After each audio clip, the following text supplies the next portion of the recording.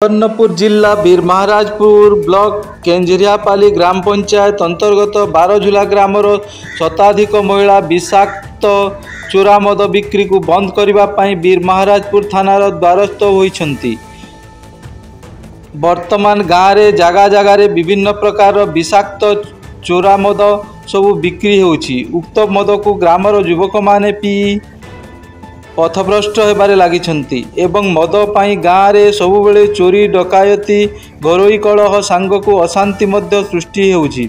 आम गाँव में केउ कालरू शिव मंदिर और भगवत गुड़ी अच्छी। प्रतिदिन मंदिर रे पूजापाठ करिबा सहित भगवत गुड़ी रे भगवत पठन करा जाए, किंतु दुखर विषय संध्या हेले मदुआ माने मद्यपान करी असभ्य भाषा रे गालीगुलज करुथिबारु भागवत पठन मध्य ठीक भाव रे होई पारु नाही। स्कूल कॉलेज रे झियो माने रास्ता रे जिबा पाई असुरक्षित मन करुछंती। संध्या हेले नारी माने घरु बाहरी पारु नाहंती। विषाक्त मद बिक्री को बंद करी गाँ को मदमुक्त करबा पाई बारझुला ग्रामर महिला माने थाना अधिकारी को अनुरोध करिछंती। जीपीर सरपंच बारझुला गाँ आम बारझुला गाँव रे मद बिक्री होजे, समस्ते पी करी अत्याचार करुछन। माँ बहनी के भी नहीं देखबा, झील बहनी भी नहीं देखबा। आम दुई थर मीटिंग कलु, मीटिंग रे भी कहीं नहीं सुनले। से लगी माँ माने समस्ते मिसिकी आम कलेक्टर ऑफिस को आसीजु और आम दाबी केंती पूरण हो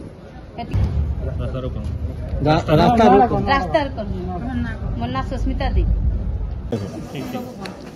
नमस्कार, मोर ना होचे सुजाता प्रधान। मोर गाँ होचे बारझुला पंचायत केंजरियापाली। मुई बियमपुर ब्लॉक आसीचे।